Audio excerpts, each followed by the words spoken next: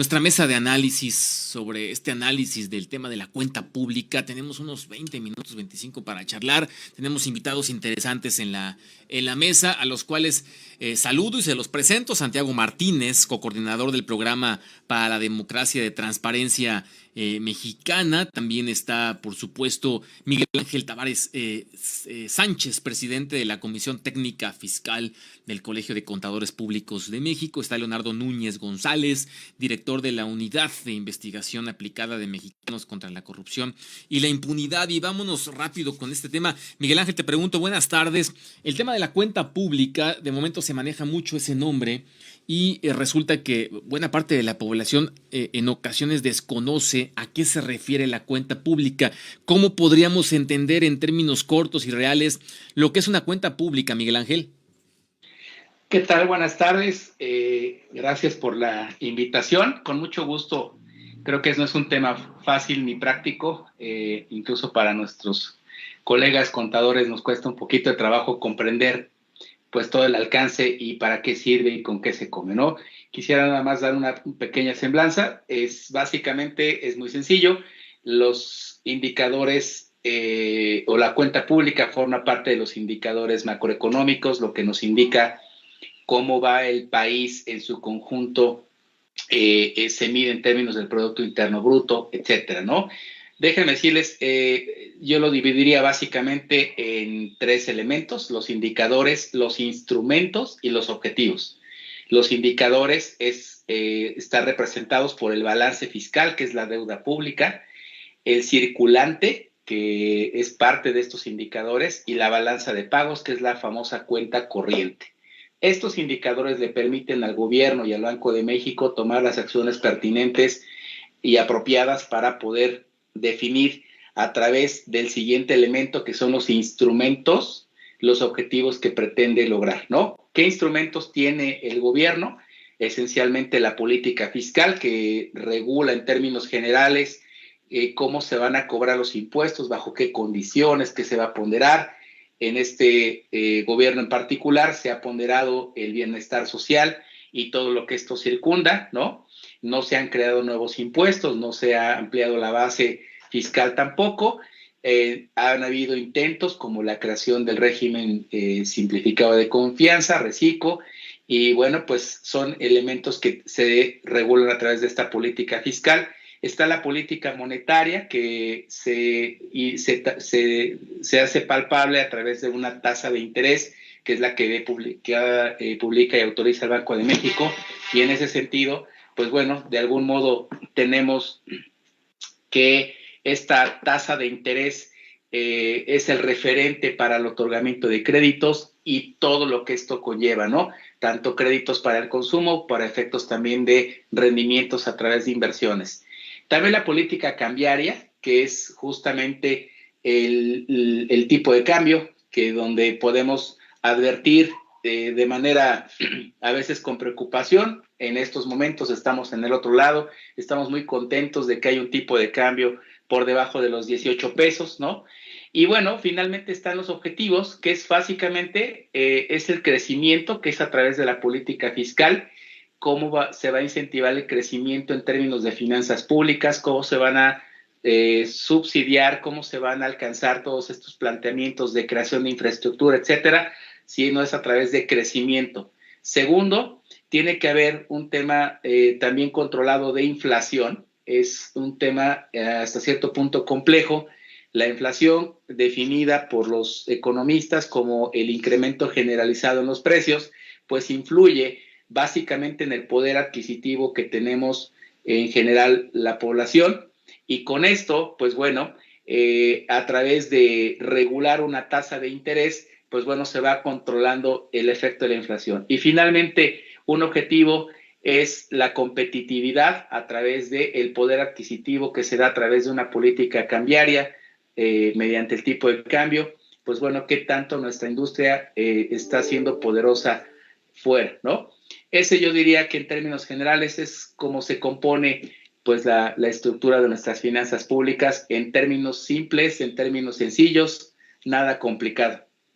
Fíjate que toda la gente pues lógicamente nos pedía platicar sobre la cuenta pública porque hay momentos del año donde se populariza y donde se empieza a escuchar en los medios de comunicación la cuenta pública, y resulta que llega el órgano de fiscalización superior que audita a los entes auditables, y entonces pues presentan, hay presunto daño patrimonial de tal cual, llega al Congreso y en el Congreso empiezan a platicar y los medios lo sacamos a colación y hablamos justamente sobre ese tema y demás, ¿no? Entonces, por eso se populariza. Santiago Martínez, importante, por supuesto, tener el tema aquí en la bolsa, entenderlo para que la gente diga, bueno, cuando hablan de cuenta pública es esto, y esto quiere decir que hay un presunto daño patrimonial y tienen que solventarlo, sí, pero estos son los entes que pudieran tener un daño patrimonial, Santiago. Así es, Alejandro.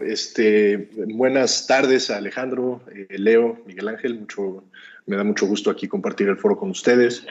Efectivamente, la cuenta pública es, más allá de todas las partes técnicas que Miguel Ángel puede platicar de manera más detallada y más concreta sobre lo que integra la cuenta pública, justamente es un instrumento de comunicación del gobierno. O sea, al final del día es una herramienta que permite al gobierno entender realmente cómo se está comportando el ingreso, el gasto gubernamental y toda la política cambiaria de la cual está hablando Miguel Ángel. Entonces, no solamente es una herramienta de monitoreo y de gasto, sino por lo mismo de lo que estás planteando, que hay momentos del año en donde el órgano de la Auditoría Superior de la Federación, en el caso de la cuenta pública del gobierno federal, saca sus reportes y ahorita en febrero va a sacar el reporte final de la fiscalización del año 2021.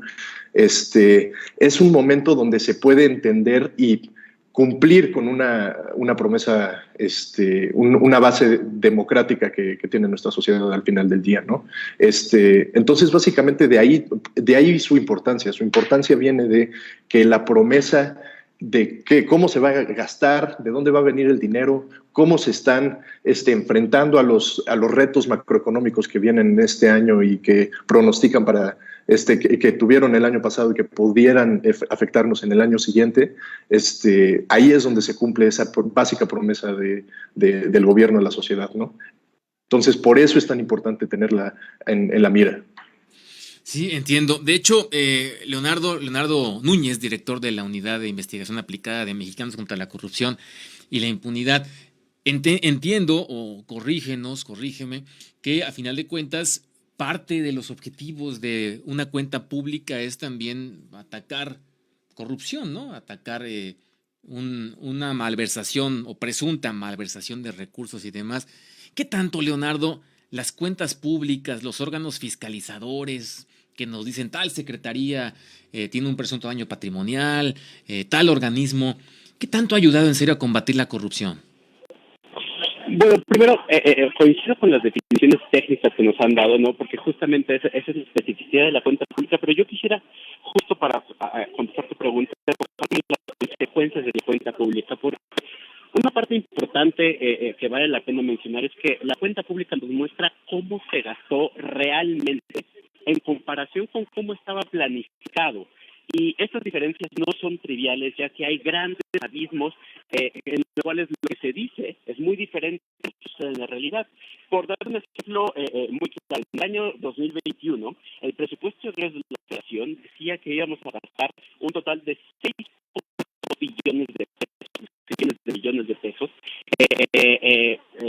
en el gasto total del gobierno. Esto representaba una disminución con respecto a 2020 de alrededor de 40 mil millones de pesos, porque el año anterior había sido de 6.3 billones de pesos. Sin embargo, cuando revisamos la cuenta pública de 2021, resulta que no se gastaron 6.2 billones de pesos, sino que se gastaron 6.7 billones de pesos, una diferencia de 453 mil millones de pesos. Para tratar de dar una dimensión de qué tan grande es esto, imaginemos que el presupuesto de la UNAM, por ejemplo, a nivel nacional, es de alrededor de 45 mil millones de pesos. Aquí estamos hablando de 10 veces ese presupuesto que se gastó de manera adicional a lo que estaba presupuestado y que representa además un aumento en el gasto total con respecto al año anterior. Entonces, mientras el presupuesto de egresos tenía que ir, había una reducción, ¿no? Y que eso va un poco en línea con este discurso de austeridad republicana, y que estamos haciendo ahorros. La cuenta pública nos muestra otra cara totalmente diferente, que es cómo se gastó realmente. Y lo que estamos viendo es que no hay austeridad, estamos teniendo gastos adicionales y además estos gastos se redireccionan de manera discrecional. ¿A qué me refiero con esto?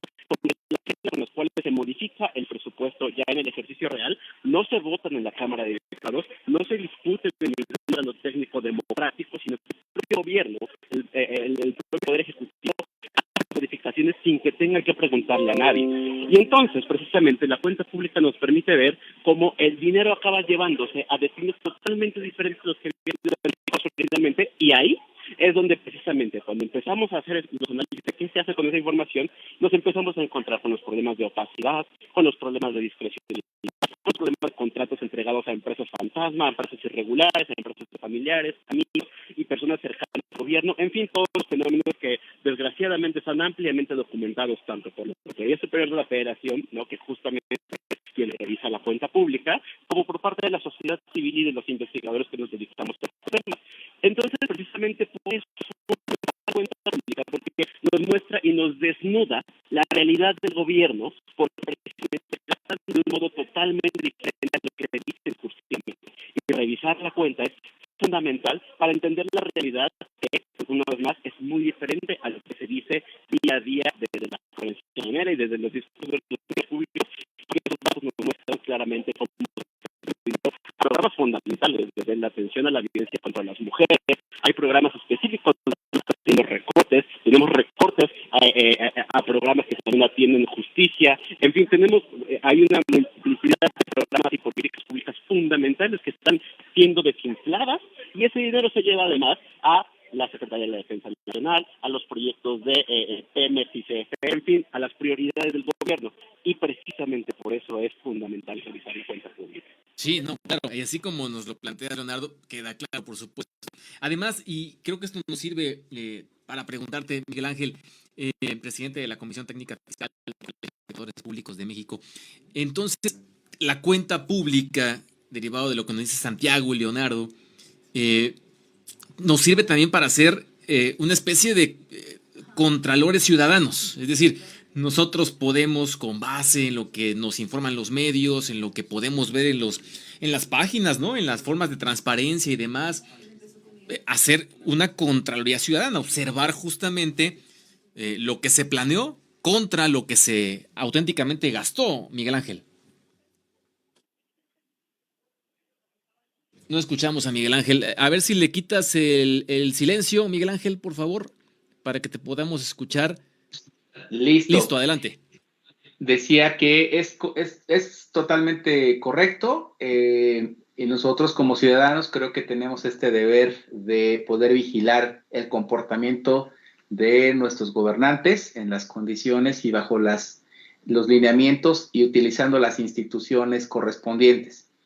Es importante también señalar que existen distintos niveles de vigilancia, siendo la Auditoría Fiscal de la Federación, la Auditoría Superior de la Federación, la encargada de hacer esta verificación.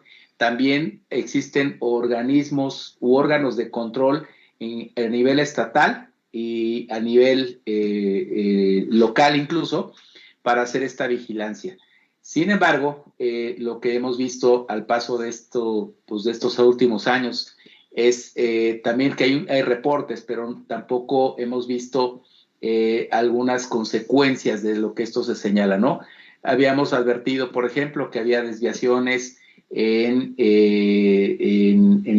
la construcción del aeropuerto, y sucedió que se desestimó el reporte presentado por el Auditor Superior de la Federación al presentar aparentemente inconsistencias, pero bueno, ya no hubo un pronunciamiento o tanta difusión respecto de cuál fue el documento enmendado, ¿no? En ese mismo sentido, creo que nosotros como ciudadanos, como lo acabas de señalar, pues bueno, tenemos todo el derecho a solicitar y tener una explicación a través de estas instituciones de vigilancia por parte, pues que finalmente vigilan la actuación de nuestras autoridades. Sí, Santiago Martínez, coordinador del programa para la democracia de transparencia mexicana. Ahora bien, qué importante es entonces, y pues también lo suelto aquí en la mesa para los tres, pero qué importante es que en serio quien audita sea un órgano autónomo, ¿no? Un órgano que no dependa o que no reciba presupuesto del gobierno en turno, que auténticamente sea un organismo autónomo. Lo pregunto porque en Veracruz sí tengo mis dudas, pero es muy importante esto, Santiago. Alejandro, y voy a tomar una hebrita sobre justamente el comentario de cómo las personas pueden y deberían de participar, ¿no? Al final del día todas deberíamos de poder cuidar con nuestro dinero y pues efectivamente si las auditorías o los órganos de fiscalización superior de los estados presentan cierta falta de autonomía, como lo planteas, Alejandro, pues nosotras las personas también tenemos que estar involucradas en esto. Y en ese sentido, hay maneras, hay mecanismos en donde que se pueden abrir, en donde hay auditorías participativas, como en el caso de Guadalajara, donde 100,000 personas participaron para definir el programa anual de auditoría de la ciudad y para decir, ok, estos son los programas que tenemos que tenemos que revisar y efectivamente ya cuando se presente la cuenta pública ya presenta la prioridad de la ciudadanía y ya sabemos qué es lo que las personas quieren que se revise de manera íntegra y conjunta, ¿no? Entonces, al final del día, la autonomía es uno de los elementos fundamentales para que la autonomía de los órganos superiores de fiscalización son fundamentales para que anden revisando los estados de cuenta casi peso por peso para que detectemos las irregularidades, pero también que las personas tengan espacios y que podamos diseñar espacios para que las personas puedan entrar y decidir y decir qué es lo que nos importa que se revise, ¿no? Hay muchísimos ejercicios que estamos planteando para que queremos que se plantee en este sentido y pues al final del día lo que importa es que los pesos se cuiden porque es patrimonio de todos, ¿no? Sí, ahora, Leonardo Núñez, ¿por qué la cuenta pública, en términos reales, y es una pregunta a lo mejor muy sencilla, pero sí hay que hacerla, va atrasada un año? O sea, ¿por qué estamos hablando, por ejemplo, en Veracruz, ¿no? De la cuenta pública 2021, hablando del estado de Veracruz. ¿Por qué es así? ¿Por qué no estamos analizando la del 2022? Es que eso también genera un tema, porque luego resulta que en los congresos llegan diputados o diputadas que fueron alcaldes, alcaldesas, y de momento tienen que participar o revisar la auditoría del ejercicio que les tocó trabajar como alcaldes, y se vuelve un conflicto de intereses, Leonardo. Claro, creo que tocas un punto importantísimo porque también representa la importancia de estar atento a ciertos momentos específicos del año, como se mencionó al principio de esta conversación, ¿no? Como el gobierno gasta de un modo diferente a como lo planifica originalmente, el gasto se va moviendo día con día. Y entonces digamos que tiene que haber un periodo de consolidación de la información para que tengamos digamos el dato preciso de cuánto se gastó realmente. Entonces, por darte un dato, ahora que terminó enero, se presentaron los datos preliminares con el cierre de cómo se gastó al cuarto trimestre de 2022. Aquí ya tenemos un primer mes de desfase en cuanto se ajuste y digamos que la consolidación de la información. Actualmente la Secretaría de Hacienda a nivel federal, y sucede lo mismo a nivel estatal, da una actualización de cómo se va moviendo de manera parcial el presupuesto. Y la cuenta pública se presenta federal hasta el final de abril, 4 meses después de que cerró el año, ¿no? Y precisamente es porque se presenta la información consolidada. Y a partir de eso es que también inicia el proceso de fiscalización, que, en fin, tenemos ahora una serie de modificaciones legales que la Auditoría Superior de la Federación ya puede empezar a revisar el gasto desde que se empieza a ejecutar, pero hasta que se entrega la cuenta pública es que tendremos, digamos, la información final de cómo se gastó realmente. Ahora, ciertamente tenemos un problema del desfase entre la oportunidad de la información, ¿no? Porque, como bien mencionas, tenemos momentos en los cuales llega demasiado tarde e incluso tenemos esos conflictos que bien mencionas, porque como la cuenta pública se presenta, por ejemplo, en abril, el informe de la Auditoría Superior de la Federación final sobre esa cuenta pública se presenta hasta febrero del siguiente año. Eso quiere decir que, por ejemplo, el gasto de 2022 final lo sabremos dentro de 3 meses y los resultados de las auditorías de qué estuvo bien, qué estuvo mal, qué irregularidades se encontraron, en 2022 las conoceremos hasta febrero de 2024, ¿no? Entonces, digamos que una parte tiene que ver con la dinámica propia de que eso, son la información consolidada del gobierno, y la otra pues también tiene que ver con que pues también esta información no se nos pierda en términos de las discusiones públicas, porque también un gran problema es que, por ejemplo, la cuenta pública se entrega el 30 de abril de cada año, pero y se entrega por parte de la Secretaría de Hacienda a la Cámara de Diputados, pero ese mismo día la Cámara de Diputados se va de vacaciones, que termina el periodo ordinario, ¿no? Entonces existe la posibilidad de que no se le ponga la atención que debería, cuando debería ser uno de los momentos fundamentales de que todos deberíamos sentarnos a revisar esos números, tanto la auditoría institucionalmente, no, como la auditoría ciudadana de la que hablamos hace unos minutos. Interesante, Leonardo. Ojalá también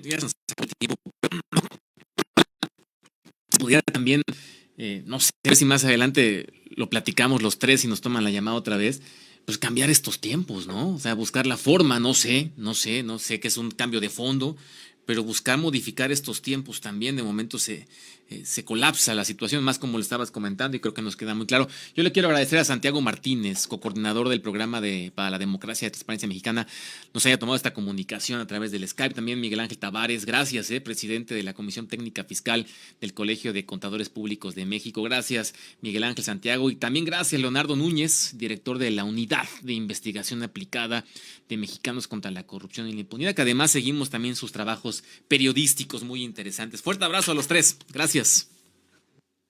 Un abrazo. Gracias. Un abrazo. Muy gentiles nuestros tres invitados en tomarnos la comunicación, tanto por la virtualidad a través de la línea telefónica. Pues ya